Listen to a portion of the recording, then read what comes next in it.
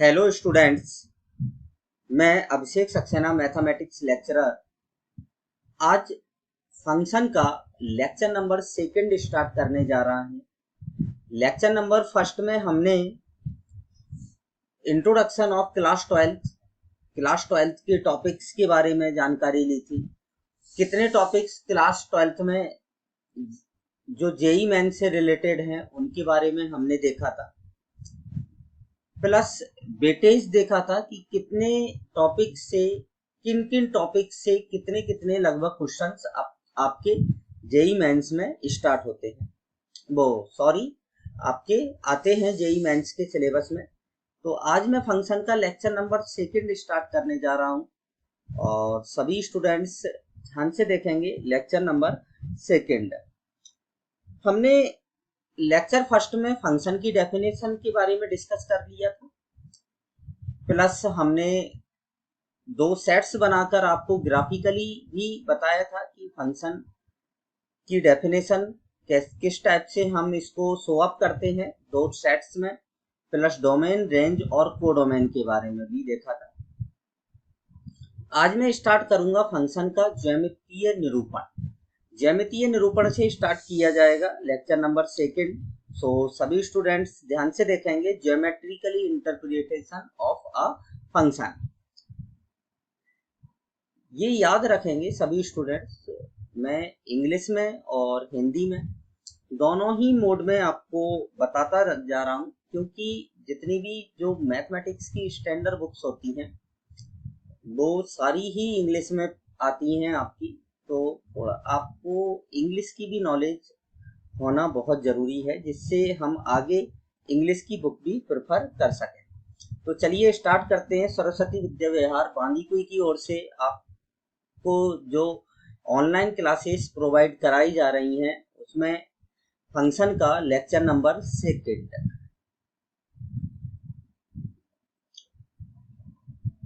देखिए यहाँ पर ज्योमेट्रिकल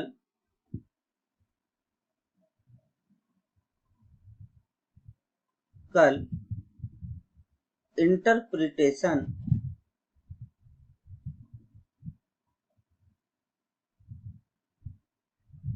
ऑफ फंक्शन। फंक्शन का ज्यामितीय निरूपण, यहाँ पर हम क्या लिखेंगे हिंदी में, फलन का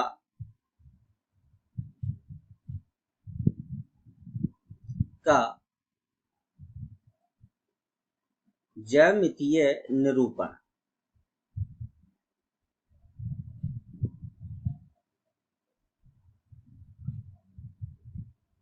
सो ध्यान से सुनेंगे, ज्यामितीय निरूपण क्या होता है फंक्शन का।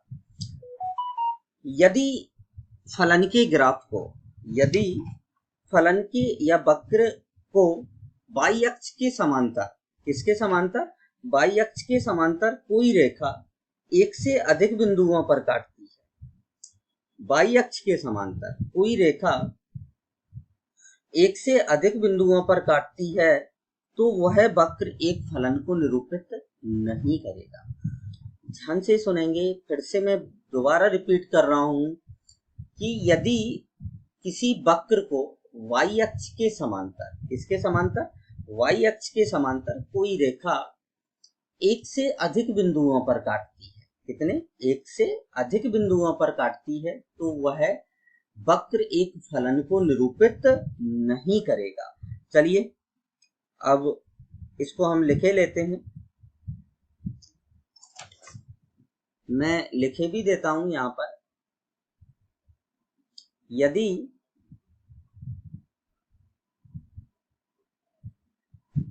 किसी वक्र को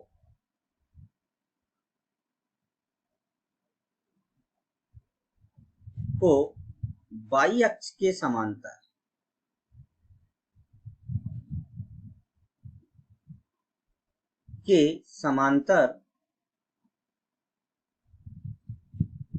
रेखा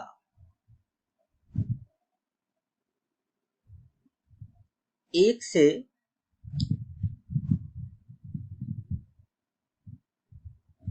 अधिक बिंदुओं पर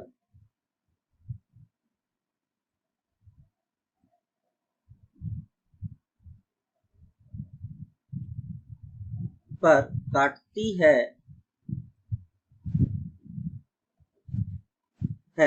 तो वह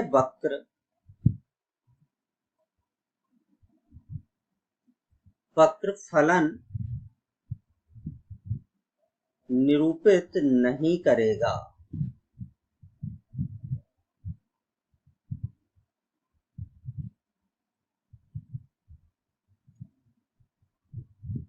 चलिए अब थोड़ा सा इसका हम किसी एग्जाम्पल के थ्रू भी हम देखे लेते हैं।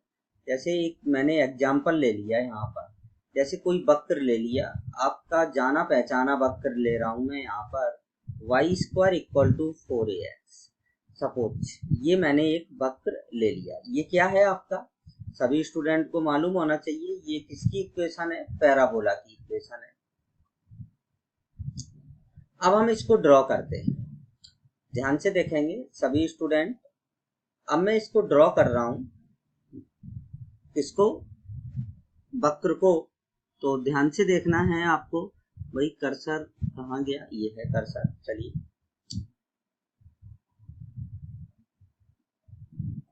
जैसे ये आपके एक्सेस हैं, x axes and y access,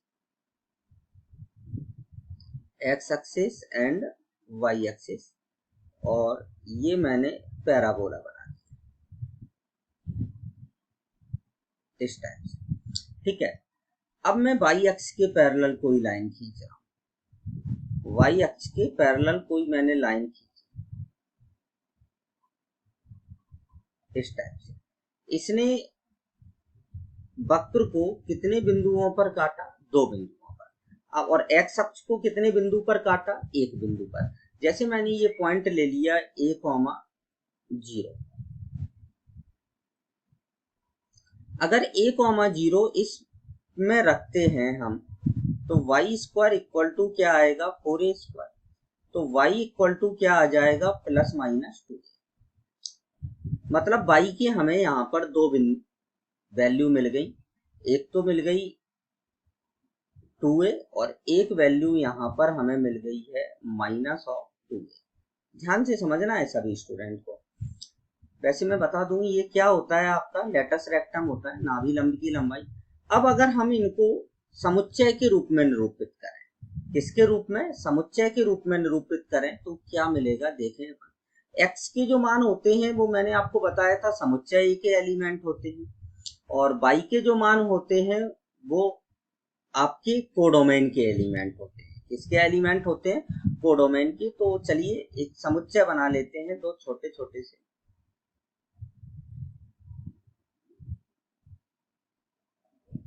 जैसे ये एक समुच्चय है A और एक समुच्चय आपका B। अच्छे से बनाना है सभी स्टूडेंट को। ये A एलिमेंट है यहाँ पर, और इसके करस्पॉन्डिंग कितने एलिमेंट आए, एक तो 2a आया और एक क्या आया, -2a। तो आप ये देखें कि a के कितने प्रतिबिंब हो गए, a 2a से भी जुड़ गया और a -2a से भी जुड़ गया। जबकि कल हमने फलन की डेफिनेशन में क्या पढ़ा था, फलन की डेफिनेशन में हमने ये पढ़ा था कि a के प्रत्येक अवयव का b में एक अद्वितीय प्रतिबिंब होना चाहिए। कैसा अद्वितीय, एक ही प्रतिबिंब होना चाहिए। बट यहाँ पर a के कितने प्रतिबिंब हैं, a के 2 प्रतिबिंब हो गए आपके, a के 2 प्रतिबिंब,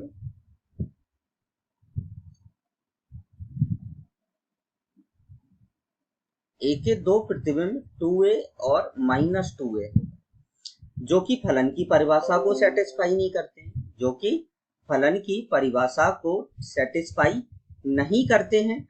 तो हम यहाँ पर लिख सकते हैं, यहाँ पर आप एक कंडीशन लिख देंगे तुरंत। कर्सर कहाँ गए भाई, आपको दिख रहा है क्या, चलिए, जो कि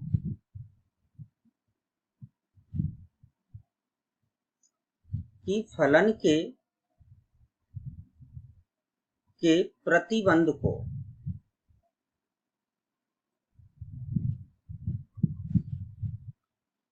को संतुष्ट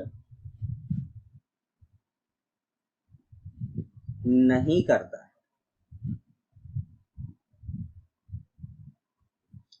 अतः हम लिख सकते हैं ये फलन नहीं होगा, फंक्शन नहीं होगा। तो केवल आपको ये याद रखना है, अगर y अक्ष के पैरेलल कोई लाइन जो होती है वो अगर एक से अधिक बिंदुओं पर वक्र को काटती है तो वो वक्र एक फलन निरूपित नहीं करेगा।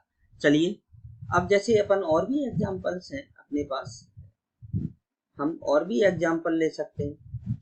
जैसे आपका जाना पहचाना, ये ले लिया वक्र x square plus y square equal to A square. ये क्या है भाई?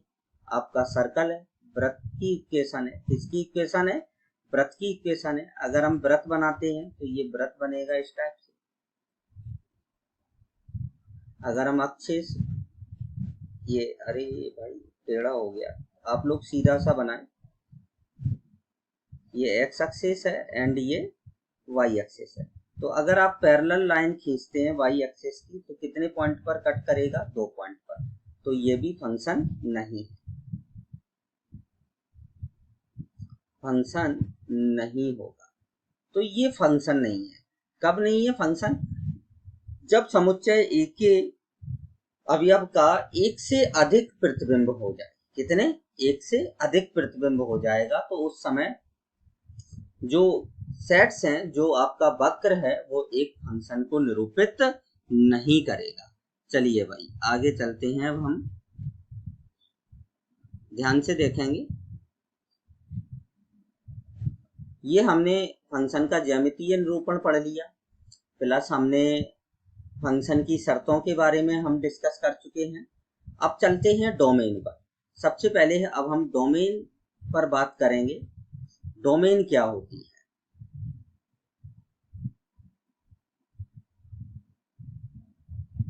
चलिए थोड़ा सा आपको एक दो एग्जांपल्स और बताता हूं मैं किसी अलग टाइप के, ठीक है?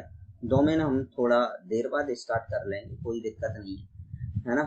चलिए एक दो एग्जांपल और बताते हैं हम आपको।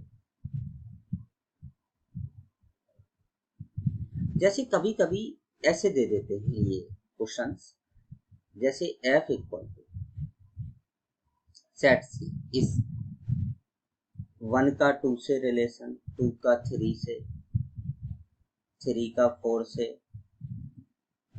4 का 5 से, 1 का 5 से, इस टाइप से दे दिया और पूछा क्या यह फलन है? क्या यह फलन है? अब आपको आंसर देना है हाँ और ना। तो इसको देखें आप ध्यान से। इसमें आप देखें कि एक जो है, एक किससे जुड़ा है? 2 से, और एक यहां पर किससे जुड़ा है? 5 से। सबसे पहले ही मैं आपको ये बता दूं कि ये जो एलिमेंट है ये किस युग्म में है? आपने 11th में पढ़ा होगा, कृमित युग्म बोलते हैं इसको। कौन सा युग्म बोलते हैं? कृमित युग्म। जिसमें पहला पहला अवयव तो सेट ए का होगा और दूसरा दूसरा अवयव बाई का होगा, सेट बी का होगा। तो एक के कितने प्रतिबिंब हैं? 2 प्रतिबिंब हो गए। एक के, यहां पर लिख सकते हैं एक के 2 प्रतिबिंब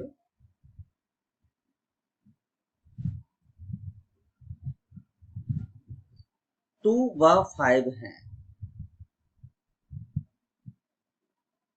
अतः यह फंक्शन नहीं है, अतः यह फंक्शन नहीं होगा।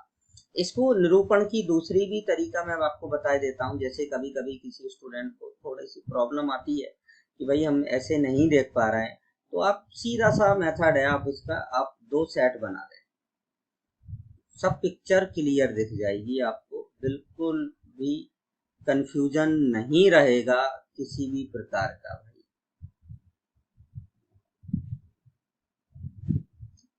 अब इसमें पहले पहले अवयव जो हैं वो ए के हैं और दूसरे दूसरे अवयव किसके हैं? बी के हैं।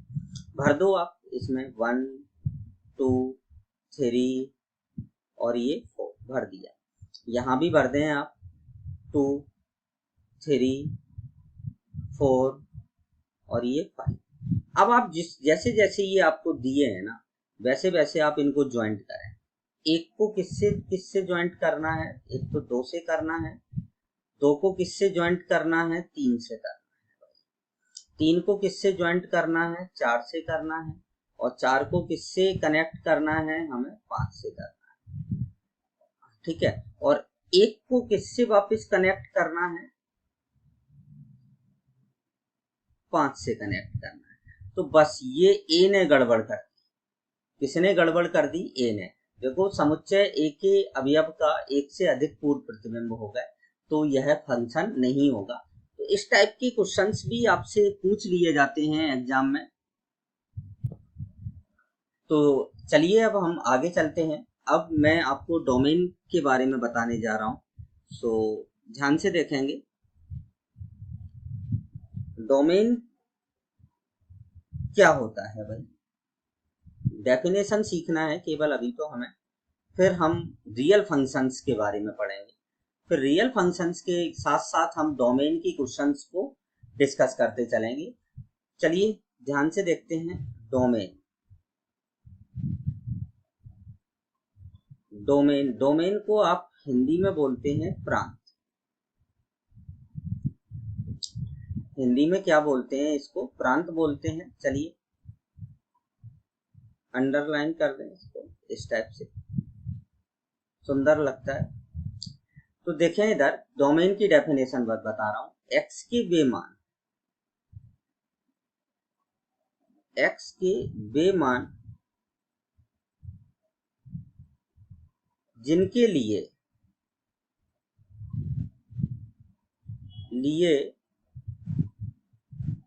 फलन परिभाषित होता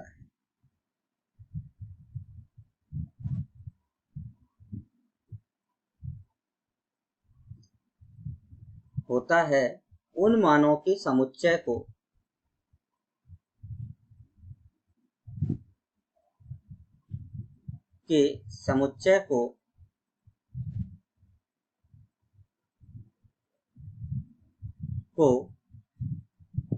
प्रांत कहते हैं।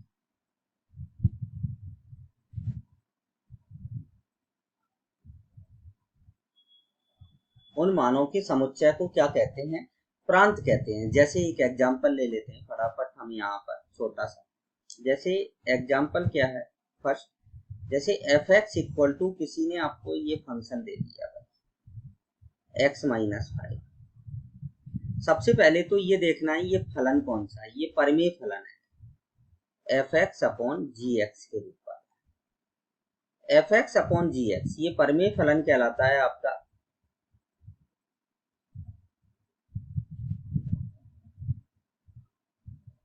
और परिमेय फलन के लिए कंडीशन होती है, ध्यान रखना है सभी स्टूडेंट को, कि हर कभी भी जीरो नहीं होना चाहिए।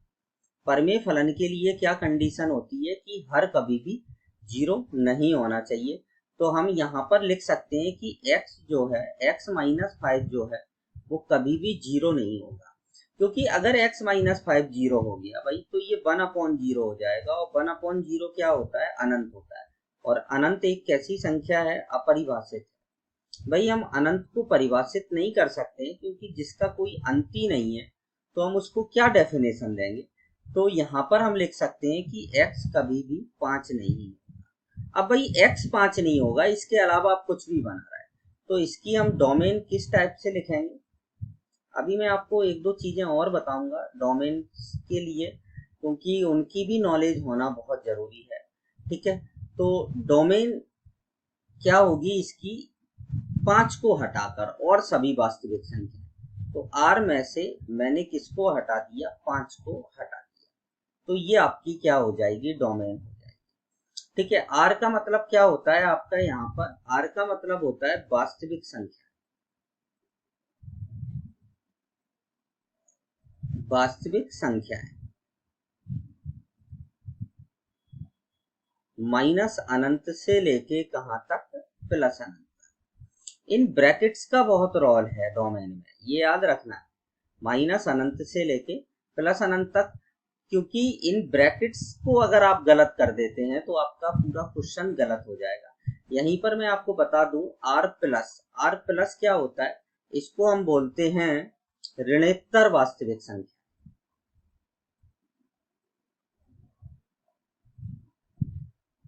ऋणोत्तर वास्तविक संख्याएं कहलाती हैं। नाम के अकॉर्डिंग उल्टा होता है ऋणोत्तर। स्टूडेंट जनरली समझता है ऋणोत्तर, ऋणोत्तर का मतलब ऋणात्मक संख्या, जबकि उल्टा है कि ऋणात्मक को हटाकर। तो धनात्मक वास्तविक संख्याएं कौन सी होती हैं आपकी? 0 से लेके कहाँ तक? अनंत तक। और आर माइनस, इनको बोलते हैं धनेत्तर।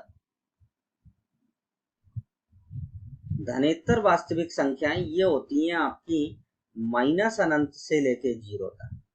और फिर इसके बाद आती है आर नॉट। आर नॉट का मतलब होता है शून्येतर। शून्येतर वास्तविक संख्याएं, मतलब शून्येतर वास्तविक संख्याएं का मतलब है कि माइनस अनंत से लेके अनंत में से मैंने 0 को हटा दिया। 0 को क्या कर दिया? हटा दिया। तो ये संख्याओं की नॉलेज होना बहुत जरूरी है सभी स्टूडेंट को। ये याद रखना है, अगर आप इनमें कोई गड़बड़ कर लेते हैं, ब्रैकेट्स में या संख्याओं में इनमें गड़बड़ करते हैं, तो बहुत ज़्यादा दिक्कत है। तो इसकी नॉलेज आपको होनी चाहिए। और 11th क्लास में आपने इनके बारे में पढ़ भी रखा होगा पहले भी, लेकिन तो भी मैं थोड़ा सा रिपीट कर देता हूँ। एक ब्रैकेट्स के बारे में भी मैं रिपीट कर देता हूँ, क्योंकि मैं ये चाहता हूँ कि आप लोगों पर किसी भी प्रकार की कोई गलती ना हो। तो वास्तविक संख्याओं के बारे में आपने पढ़ ही लिया है। ये इसमें इस टाइप से होती हैं। आर वास्तविक संख्याएं, माइनस अनंत से लेके प्लस अनंत तक की जितनी भी संख्याएं होती हैं वो वास्तविक होती हैं। अगर आर प्लस आता है तो आर प्लस कौन सी होंगी? 0 से लेके अनंत तक, मतलब धनात्मक वास्तविक संख्याएं। आर माइनस क्या होंगी? ऋणात्मक वास्तविक संख्याएं, मतलब माइनस अनंत से लेके 0 तक। और शून्य उत्तर आर नॉट। आर नॉट क्या होता है? माइनस अनंत से लेके प्लस अनंत में से 0 को हटाकर। अब स्टूडेंट कभी कभी ये पूछ लेता है, ये क्वेश्चन करता है कि भाई 0 क्या है? तो 0 एक न्यूट्रल नंबर है जो ना तो धनात्मक है और ना ही ऋणात्मक है, क्योंकि 0 के आदान प्रदान से कोई भी अंतर नहीं आता है। कि अगर अपन 0 किसी को दे दें तो भाई उसकी प्रॉपर्टी में ना तो कोई बढ़ोतरी होगी और ना ही कोई घटोतरी होगी, ना तो बढ़ेगी और ना ही घटेगी। और अगर हम 0 रुपए किसी से ले लें तो ना तो हम पर कोई प्रभाव पड़ेगा। तो 0 एक न्यूट्रल होता है। 0 कैसा होता है? एक न्यूट्रल नंबर होता है जो ना तो धनात्मक होता है और ना ही ऋणात्मक होता है। तो चलिए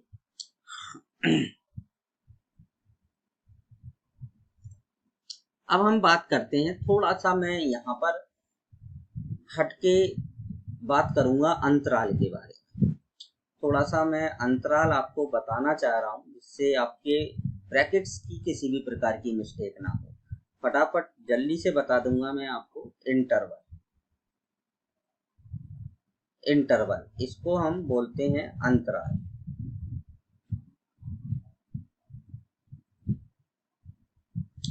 चलिए अंतराल क्या होता है भाई, देखिए इधर।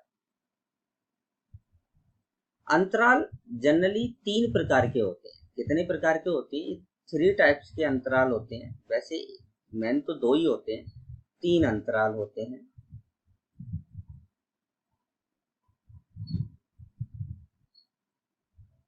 तीन प्रकार और लिख दो भाई, यहाँ पर 3 प्रकार के अंतराल होते हैं।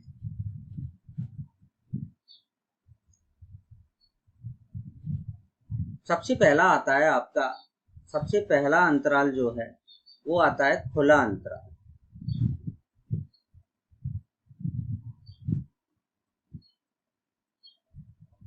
खुला अंतराल इसको हम बोलते हैं ओपन इंटरवल।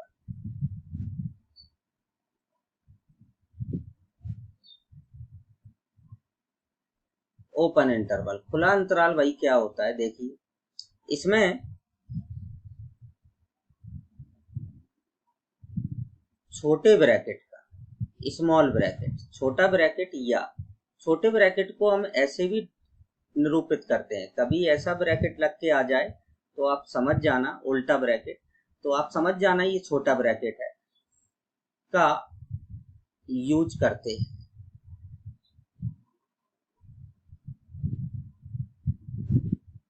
ठीक है, अब ध्यान से समझेंगे सभी स्टूडेंट। जैसे ए है, ए एक्स से छोटा है और एक्स बी से छोटा है। भाई ये किसका साइन है? आपका छोटा है। ठीक है। ए तो x से छोटा है और x b से छोटा है। क्या यहाँ पर हम ये बोल सकते हैं कि x का मान a से a हो सकता है या x का मान b हो सकता है? नहीं। मतलब यहाँ पर हम सबसे पहले लिखेंगे कि x कभी भी a और b नहीं होगा। x का मान a और b नहीं होगा। x का मान a से तो बड़ा है परंतु b से छोटा है। मतलब x का मान जो होगा वो a और b के मध्य होगा। x का मान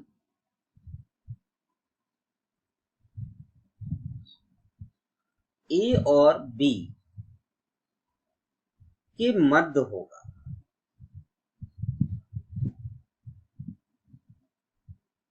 किसके मध्य होगा? a और b के। तो हम इसको ऐसे लिखते हैं x बिलोंग्स टू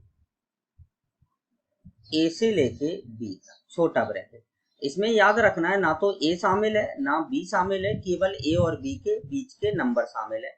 ये जो उल्ट मैंने सिंबल बनाया है ये सिंबल होता है बिलोंग्स टू का। बिलोंग्स टू का मतलब क्या होता है? जैसे किसी ने आपसे ये क्वेश्चन पूछा कि भाई आप कहाँ से बिलोंग करते हैं, तो आप लोग जैसे बांदीकुई में अगर रहते हैं तो आप ये जनरली सीधा आप उसको आंसर देंगे कि मैं भाई बांदीकुई से बिलोंग करता हूँ। अगर आप अदर स्टेट में जाते हैं तो वो ऐसे पूछ सकता है कि भाई बांदीकुई किस स्टेट में है, तो आप सीधा आप बता सकते हैं कि बांदीकुई कहाँ पर है? राजस्थान में। तो ऐसे ही ये बोला गया है कि x बिलोंग्स टू a से b, मतलब x कहाँ पर रह रहा है? a और b के मध्य रह रहा है। मतलब तो x, इसीलिए इस ये जो सिंबल होता है इसका नाम क्या होता है? Belongs to. अब यहाँ पर एक नोट बहुत महत्वपूर्ण होते हैं। मैं आपको कई बार पहले भी बता चुका हूँ भाई, नोट तो बहुत महत्वपूर्ण होते हैं, ठीक है ना। नोट में क्या डालेंगे हम कि प्लस माइनस अनंत के लिए सदैव छोटा ब्रैकेट यूज करते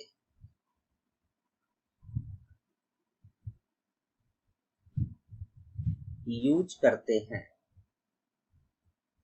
बेटा आप ध्यान से समझना, क्योंकि प्लस माइनस अनंत के लिए छोटा ब्रैकेट इसीलिए यूज किया जाता है कि प्लस अनंत जो होता है वो हमें नहीं मालूम भाई कि अनंत कितना होता है, तो इसीलिए कभी भी हम अनंत को शामिल नहीं करते हैं। जैसे आपने दुनिया के कई रिचेस्ट पर्सनों के बारे में सुना होगा भाई, मुकेश अंबानी है, बिल गेट्स हैं और भी हैं, अमेजोन का जो ओनर है वो भी बहुत मतलब रिचेस्ट पर्सनों में है, कभी नंबर 1 पे भी आ जाता है।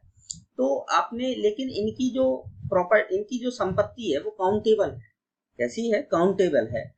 तो काउंटेबल है इनकी, लेकिन किसी की संपत्ति अनकाउंटेबल नहीं होगी, क्योंकि इनफाइनाइट ही एक ऐसा नंबर होता है जो अनकाउंटेबल है, जिसको हम काउंट नहीं कर सकते हैं। जैसे किसी ने आपसे पूछा भाई सीधा कि भाई समुद्र है, प्रशांत महासागर है, हिंद महासागर है और भी कई महासागर हैं, इनमें भाई कितने लीटर पानी है, तो आप नहीं बता सकते हैं कि भाई कितना लीटर पानी है, और वो भी आप उसको मेजर भी नहीं कर सकते, नाप भी नहीं सकते, ठीक है ना। तो वो भी वहां उसको भी हम एक इनफाइनाइट की श्रेणी में यूज कर सकते हैं। तो जिन चीजों को हम काउंट ना कर सकें, जिनको हम काउंट ना कर सकें, तो वो अनकाउंटेबल थिंग्स क्या होती है? इनफाइनाइट होती है। इसीलिए इनफाइनाइट को दूसरा बड़ा सुंदर नाम दे रखा है इनफाइनाइट के लिए कि ये परिभाषित नहीं होता है।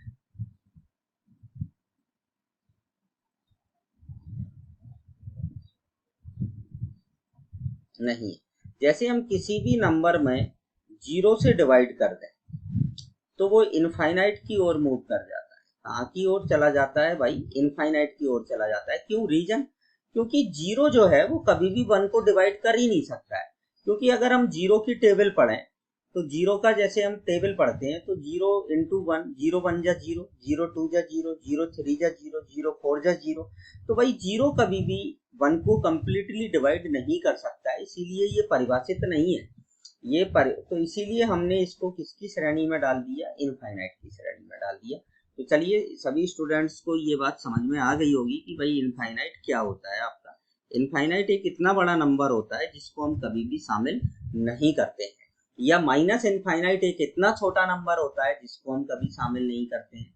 तो चलिए नेक्स्ट आता है आपका, दूसरे नंबर पर आता है बंद अंतराल।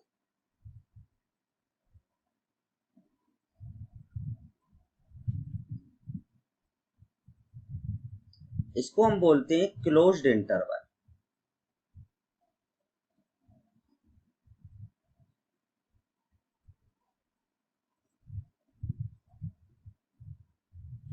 Closed interval.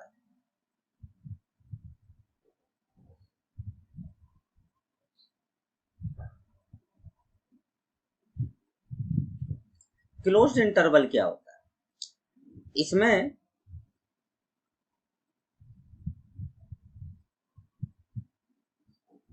इसमें बड़े ब्रैकेट का यूज किया जाता है, जिसको आपने बड़ा ब्रैकेट के नाम से जानते हैं। इसमें बड़े ब्रैकेट का यूज करते हैं।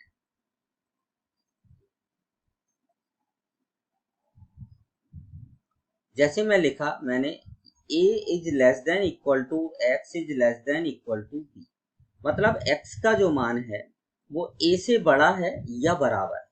यहाँ पर याद रखना है, इसको हम ऐसे बोलते हैं, छोटा है या लगता है बीच में या बराबर है, कभी भी और का यूज नहीं होता है। लेस देन और इक्वल टू, इसको बोला जाता है लेस देन और इक्वल टू। या मतलब इन दोनों में एक ही साइन एक बार में काम करता है, दोनों साइन, क्योंकि अगर कोई दो नंबर बराबर हैं तो वो बड़े छोटे नहीं हो सकते, और अगर वो बड़े छोटे हैं तो वो बराबर नहीं हो सकते। छोटा है या ये या क्या बराबर है, ठीक है ना। तो यहाँ पर हम बोल सकते हैं कि x का मान a भी हो सकता है और x का मान b भी हो सकता है, और x का मान a से बड़ा भी हो सकता है और परंतु b से छोटा भी हो सकता है। मतलब x बराबर a भी संभव है और x बराबर b भी संभव है, और x का मान a और b के मध्य भी संभव है।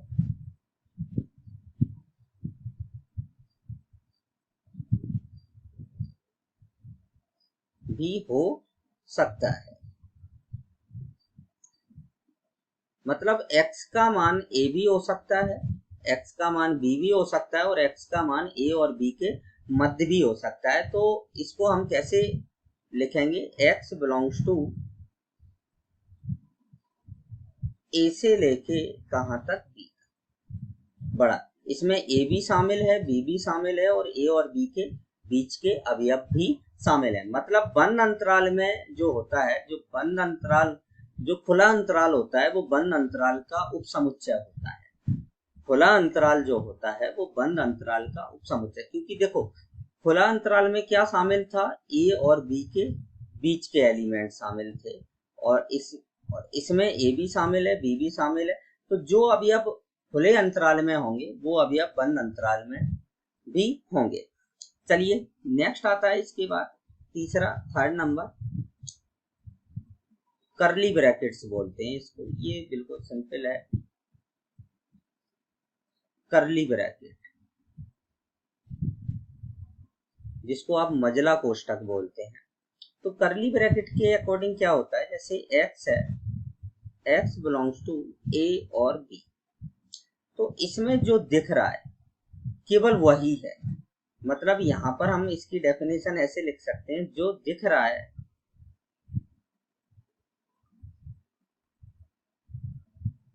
केवल वही है।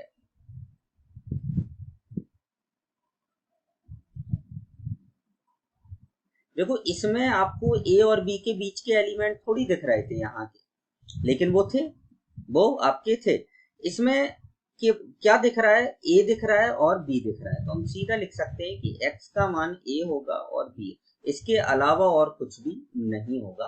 तो ये होता है आपका करली ब्रैकेट। इसका ज्यादा यूज नहीं है, मेन यूज आपका इन दोनों का ही है, खुला अंतराल और बंद अंतराल का। तो आप लोगों को समझ में आ गया होगा भाई कि खुला अंतराल और बंद अंतराल क्या होता है। चलिए अब आगे चलते हैं। अब हम, ये एक छोटा सा 11th का पोर्शन था आपका, जो मैंने आपको रिवाइज करा दिया है, क्योंकि मुझे जरूरत है डोमेन में इसकी। अब आता है इसके बाद, कई तरह के फंक्शंस होते हैं, कई तरह के फंक्शंस होते हैं। एल्जेब्रिक फंक्शंस भी होता है, ठीक है ना, पीस वाइज फंक्शन भी होता है, बीजीय फलन। तो अब हम रियल फंक्शंस के बारे में पढ़ेंगे कि रियल फंक्शन कितने टाइप के होते हैं। तो ध्यान से देखेंगे इधर रियल फंक्शन, वास्तविक फलन,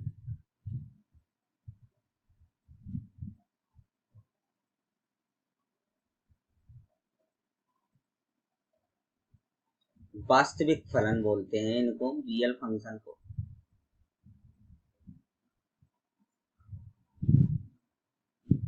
सभी स्टूडेंट्स से रिक्वेस्ट है भाई कि इनको आप मेरे जो वीडियोस हैं उनको आप कॉपी में नोटबुक में नोट जरूर करते रहें, क्योंकि नोटबुक में अगर आप नोट कर लेंगे तो कभी इजीली भी आप आराम से नोटबुक उठाएं और पढ़ सकते हैं, रिवाइज कर सकते हैं। वीडियोस से बार बार मोबाइल से थोड़ा सा आई साइट पर भी इफेक्ट डालते हैं, और कॉपी से पढ़ेंगे तो आप उनको एक बार जब नोट करेंगे तो नोट करने में ही लगभग और लगभग 40% आपका कवर हो जाता है।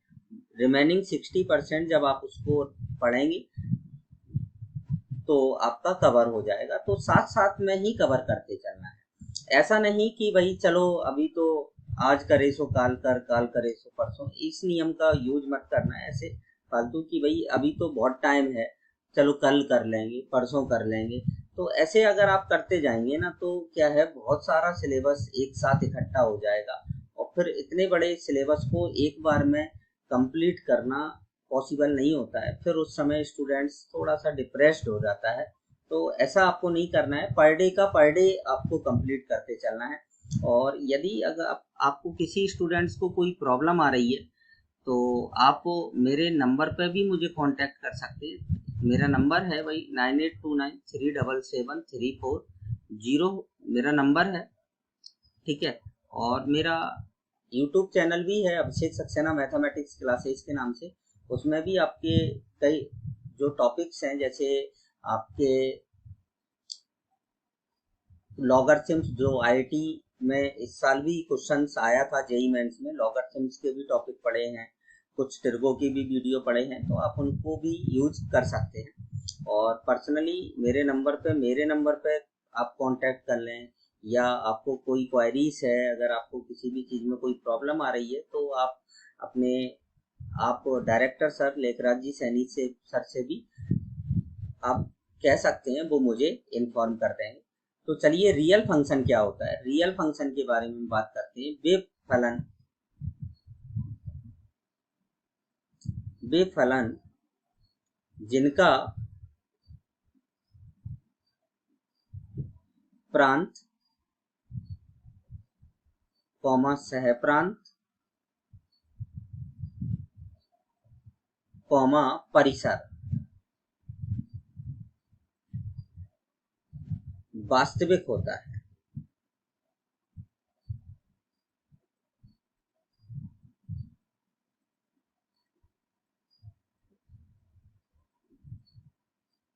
जिनका वे फलन जिनका प्रांत सहप्रांत और परिसर कैसा होता है, वास्तविक होता है। वास्तविक मैं आपको बता ही चुका हूं, वास्तविक शब्द का मतलब यहाँ पर क्या है, वास्तविक संख्याओं से है। किससे है, आर से है। आर मतलब रियल नंबर्स। कैसे नंबर्स, रियल नंबर से तात्पर्य है वास्तविक, रियल नंबर में होना चाहिए।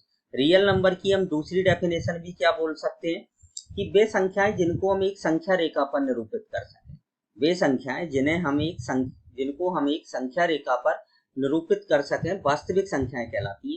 वास्तविक संख्याएं भी कई में नाम अलग अलग नामों से जानी जाती हैं, जैसे प्राकृत संख्याएं एन, कैपिटल एन, जो 1 2 3 4 5 डॉट डॉट डॉट जो एक से, तो वो भी वास्तविक है।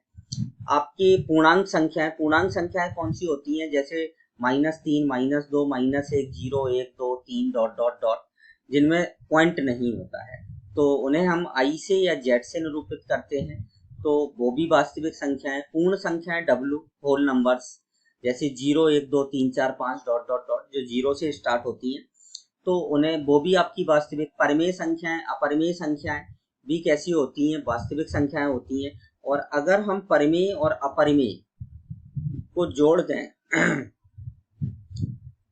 परिमेय प्लस अपरिमेय, अगर इन दोनों को हमने जोड़ दिया, मिला दिया, तो टोटल आपकी बराबर हो जाती है वास्तविक संख्याओं के।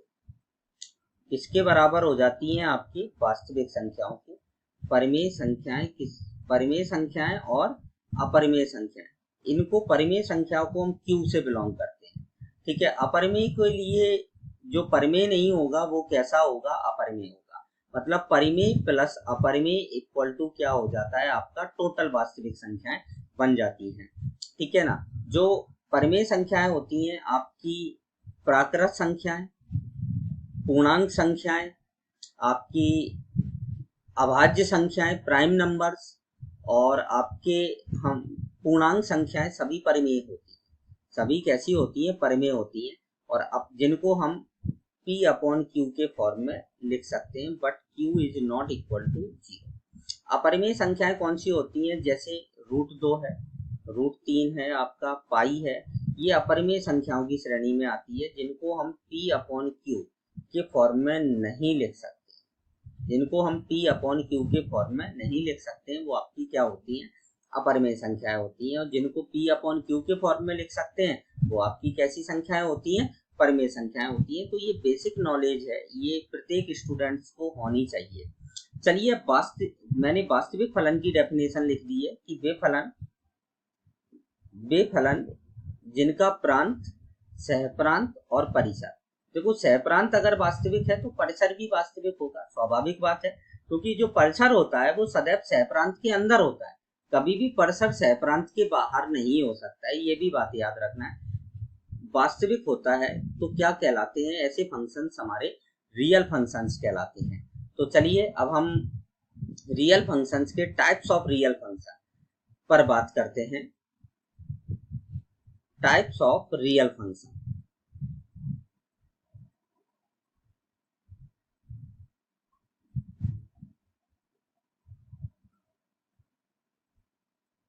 टाइप्स ऑफ, ये एफ के ऊपर एन लगाता हूं, इसका मतलब फंक्शन है, शॉर्ट फॉर्म है। कौन सा फॉर्म है? Short form. मतलब वास्तविक फलनों के प्रकार।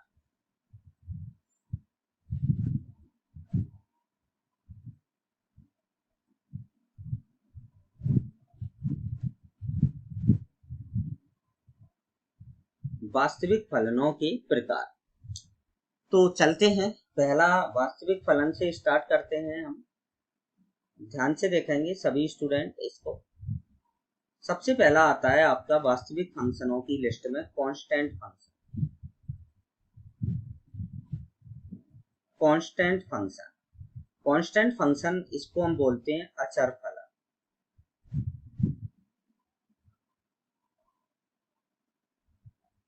अचर फलन, ध्यान से देखेंगे। यहां पर मैं एक लाइन आपको बताना थोड़ा सा भूल गया। जहां मैंने आपको डोमेन बताई थी वहां आप लोग सभी लोग लिख लें एक लाइन वहां पर।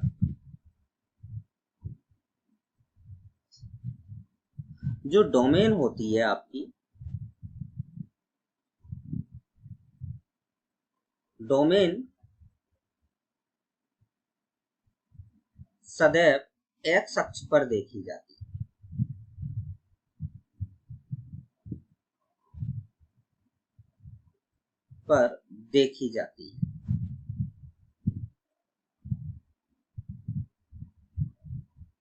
ठीक है, ये याद रखना है, ये पॉइंट को। एक्स अक्ष मतलब एक्स के मान ही क्या होते हैं? आपके डोमेन होते हैं। ठीक है, और रेंज जो है, जो परिसर होता है, वो आपका होता है वाई के मान।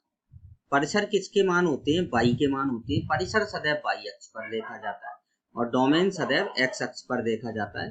क्योंकि अब मैं थोड़ा सा आपको रेंज और परिसर पर लेके चल रहा हूँ। कांस्टेंट फंक्शन, सबसे पहले डेफिनेशन हम स्टार्ट करेंगे। कांस्टेंट फंक्शन, भाई किसी स्टूडेंट को मालूम है क्या कांस्टेंट फंक्शन क्या होता है? नाम के अकॉर्डिंग कांस्टेंट का मतलब क्या होता है? जो परिवर्तित नहीं होता। कांस्टेंट का मतलब जो होता है जो परिवर्तित नहीं होता है, जैसा है वैसा ही रहेगा, जैसा है वैसा ही रहेगा, उसी को तो हम क्या बोलते हैं? कांस्टेंट बोलते हैं। तो कांस्टेंट फंक्शन की डेफिनेशन क्या लिखेंगे कि वह फलन जो x के मानों पर निर्भर नहीं करता, x के मानों पर निर्भर नहीं करता है।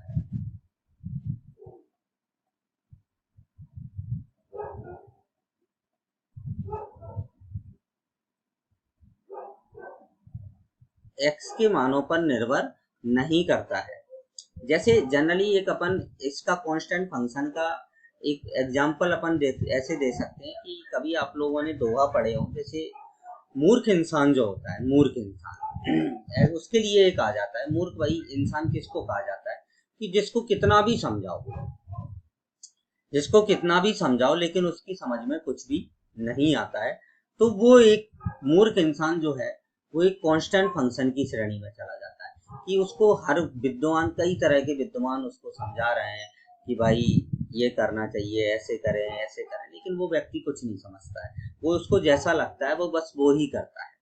तो ऐसे फंक्शन को हम कांस्टेंट फंक्शन, ऐसे व्यक्तियों को कांस्टेंट व्यक्ति के नाम से जाने जा सकते हैं, जिनको हम कितना भी समझा लें, कितना भी पढ़ा लें, लेकिन उनकी समझ में तो कुछ नहीं आता है।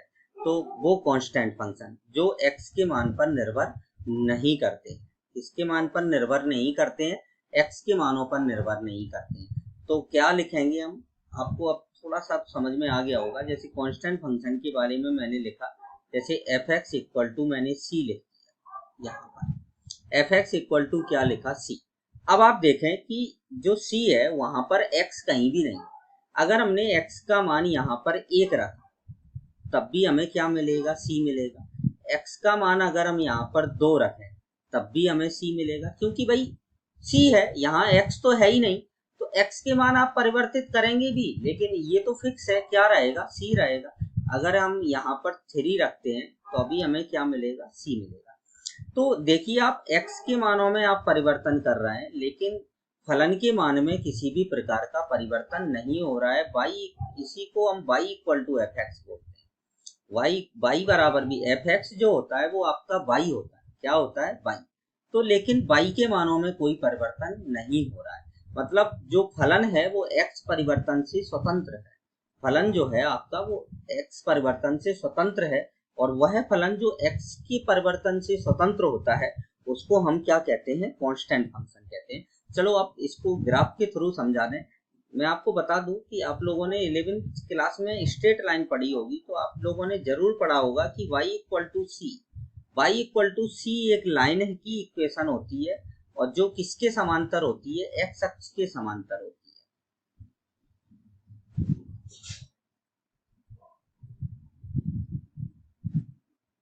किसके समांतर है, एक्स अक्ष के समांतर है, y equal to C line. ये एक लाइन की इक्वेशन है बेटा, ठीक है। चलिए अब इसको हम बनाते हैं, ध्यान से देखेंगे इधर।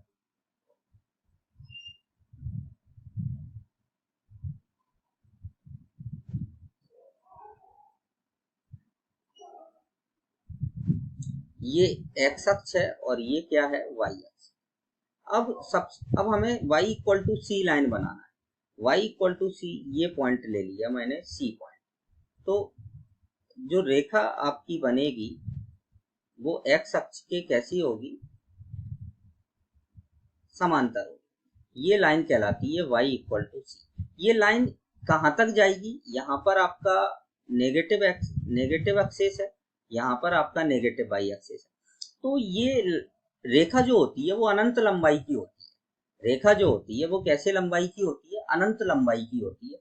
तो ये कंटिन्यूअसली यहाँ पर कहाँ तक जाएगी, माइनस अनंत तक घटती जाएगी। कहाँ तक घट सकती है भाई, माइनस अनंत से ज्यादा तो कोई घट नहीं सकता है। और ये कंटिन्यूअसली यहाँ पर कहाँ तक बढ़ेगी, प्लस अनंत तक बढ़ेगी, ठीक है। और ये जो पॉइंट है ये आपका क्या मार्क करेंगे आप, 0,c मार्क करेंगे। तो अब आप देखें यहाँ पर हम बात करेंगे इसकी, ये ग्राफ है कांस्टेंट फंक्शन का। जैसे c की जगह आप 2 ले लें तो अभी x अक्ष के 3 ले लें, तो बस थोड़ा सा जगह स्थान परिवर्तित होता जाएगा, लेकिन रेखा रहेगी एक टाइप की, x अक्ष के कैसे रहेगी, समांतर रहेगी। तो अब हम इसकी डोमेन की बात करते हैं। किसकी बात करते हैं, डोमेन की।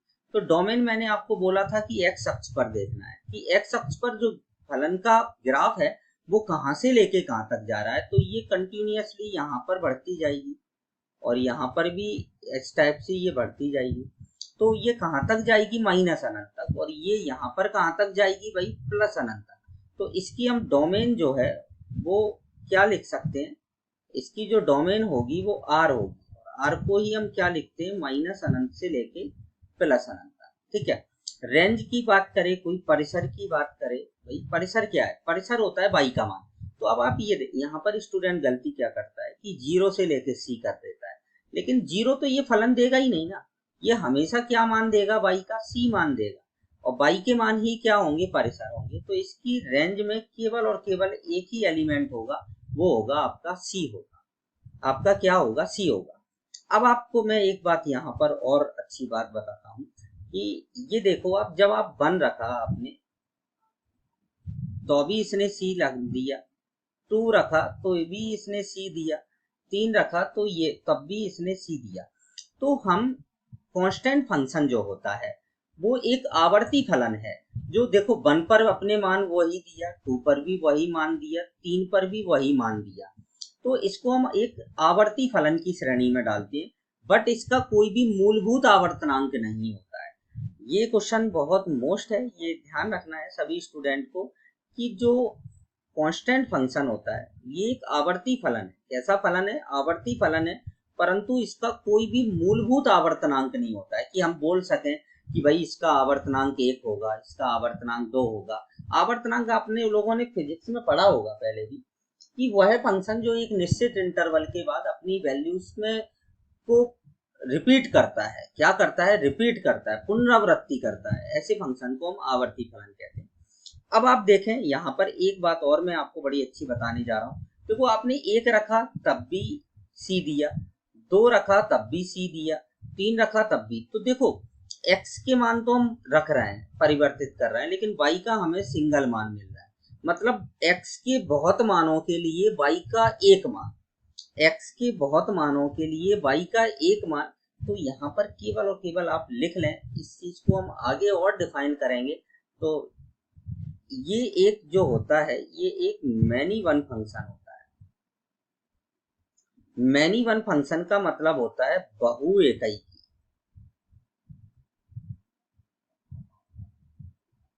बहुत का एक, भाई बहुत का एक, एक बहुत, हम 3 4 5 6 7 कुछ भी रखें तो भी क्या मिलेगा, सी मिलेगा, ठीक है ना। तो बहुत का जब एक होता है तो वो फलन कैसा होता है, बहु इकाई की होता है। और यहाँ पर मैं लिखे देता हूं नोट डाल के एक लाइन, अचर फलन, अचल फलन आवर्ती होता है,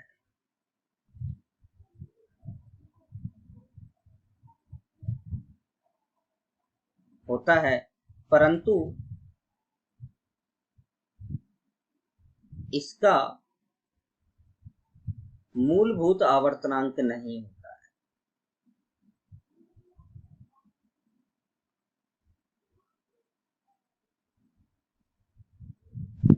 नहीं होता है भाई, मूलभूत आवर्तनांक नहीं होगा इसका, आवर्ती तो होगा लेकिन मूलभूत आवर्तनांक, जैसे मूलभूत आवर्तनांक से मतलब है कि जैसे साइन एक्स होता है, साइन एक्स का आवर्तनांक 2 पाई होता है, तो वो मूलभूत आवर्तनांक होता है, फिक्स एक है, लेकिन इसका कोई मूलभूत आवर्तनांक नहीं होगा। तो ये आपका होता है कांस्टेंट फंक्शन। कौन सा फंक्शन कहलाता है आपका, कांस्टेंट फंक्शन कहलाता है।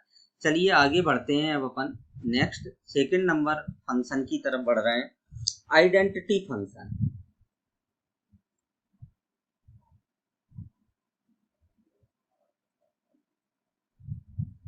आइडेंटिटी फंक्शन, आइडेंटिटी फंक्शन को हिंदी में बोलते हैं तत्समक फलन।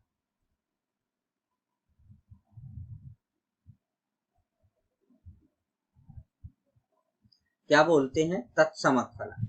तत्समक फलन की डेफिनेशन क्या होती है, ध्यान से सुनना, बड़ा अच्छे शब्दों में बताऊंगा मैं। जितना इनपुट उतना ही आउटपुट, जितना इनपुट उतना ही आउटपुट।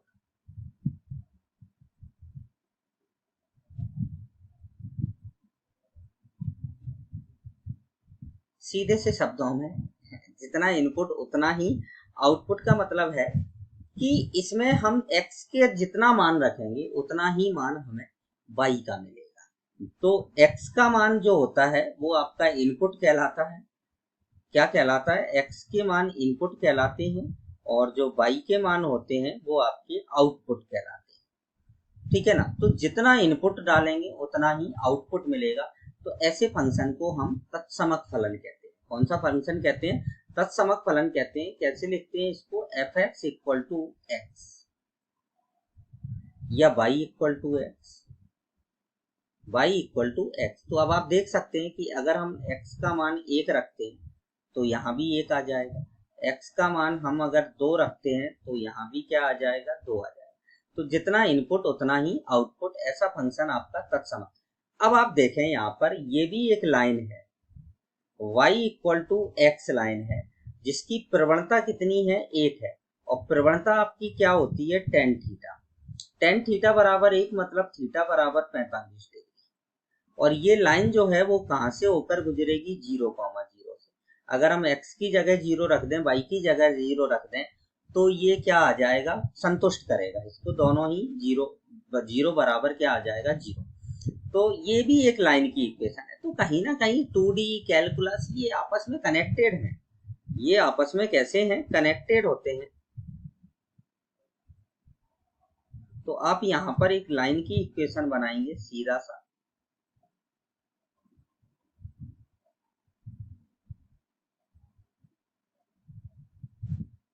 और ये तो मूल बिंदु से होकर गुजरती है। कहाँ से होकर गुजरेगी? मूल बिंदु। y = x line. y बिल्कुल थोड़ा सा आप ढंग से बनाएं, मेरा गड़बड़ हो जाए लेकिन आपका गड़बड़ नहीं होना चाहिए, ये याद रखना है।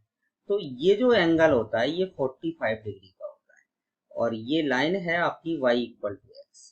अब आप देखें कि जब कोई चीज तिरछी बढ़ेगी, जब जैसे ये बढ़ रहा है तो ये x अक्ष पर भी बढ़ रहा है और साथ में y अक्ष पर भी बढ़ रहा है। यहाँ जब ये घटेगा तो ये x अक्ष पर भी घटेगा भाई और y अक्ष पर भी घटेगा। तो सीधे से शब्दों में हम इसकी डोमेन जो है वो क्या लिखेंगे? डोमेन r होती है -अनंत से लेके +अनंत। डोमेन क्या है? r है। रेंज क्या लिखेंगे? यहाँ पर लिख देता हूँ, वहां पर जगह नहीं है। इसकी रेंज भी क्या होगी? r होगी। अब आप देखें x का मान जितना रखेंगे उतना ही y का मान, मतलब 1 का 1 है। x का मान 1 रखा, 1 मिला। y का मान हमने 2 रखा तो 2 मिला। मतलब 2 का 2 से संबंध है, 1 का 1 से है, 3 का 3। तो किसी के भी 1 से अधिक संबंध नहीं होंगे। ऐसा नहीं होगा कि हमें x के मान 1 रखें तो y का हमें 2-3 मान मिल जाए, ऐसा नहीं होगा। मतलब 1 का 1 ही दोस्त है, 1 का 1 ही दोस्त है। और जब 1 का 1 ही दोस्त होता है भाई, तो उस कंडीशन में जो फंक्शन होता है वो आपका 1-1 होता है। कैसा है? ये एक ही की है, एक ही की है। ठीक है ना? 1 का 1 विसर्ग संधि होती है, यहाँ याद रखना है आपको। एकः प्लस एकः विसर्ग संधि 1-1। 1 का 1 होगा तो वहां पर फंक्शन कैसा होगा? आपका एक ही की होगा। ठीक है। अब भाई यहाँ पर एक ही की हमने बात कर ली, डोमेन की बात कर ली, रेंज की बात कर ली। अब यहाँ पर एक पॉइंट आपका, हाँ, यहाँ पर जैसे इसको एक ही की जो फंक्शन होता है इसको मोस्टली ऐसे निरूपित करते हैं, जैसे सेट ए है, कोई फंक्शन ए से ए में परिभाषित है, ए से ए में परिभाषित है, ऐसे दिया तो हम इसको शो अप करते हैं आई ए मतलब आइडेंटिटी ऑफ ए। तो इसका सीधा सा मतलब जुड़ता है तत्समक से। आइडेंटिटी मतलब तत्समक और ए मतलब ए से ए में परिभाषित है आइडेंटिटी फंक्शन। ऐसे ही अगर बी से बी में परिभाषित है आपका, तो इसको हम आइडेंटिटी फंक्शन को कैसे शो अप करेंगे? आई बी से शो अप करेंगे, आई बी आई ए, ऐसे आपके क्वेश्चंस में शो अप किया जाता है इसको, आइडेंटिटी फंक्शंस को। तो आज हमने फंक्शन की ज्यामितीय निरूपण के बारे में डिस्कस कर लिया, प्लस आपको मैंने अंतराल के बारे में बता दिया, वास्तविक संख्याओं, पूर्णांक संख्याओं, इनके सभी के बारे में हमने थोड़ा थोड़ा डिस्कस तो किया ही है। और रियल फंक्शंस, कांस्टेंट फंक्शंस और आइडेंटिटी फंक्शंस के बारे में डिस्कस कर दिया। तो आप इनको जरूर आज कंप्लीट कर लें, लेट मत करें। और किसी भी स्टूडेंट को कोई भी दिक्कत है तो आप डायरेक्टली मुझसे डिस्कस कर सकते हैं ठीक है ना। तो ज़्यादा से ज़्यादा आप वीडियोस को देखें और वीडियोस को ज़रूर देखते रहें और इनको पढ़ते भी रहें। तो आज के लिए इतना ही। Thank you.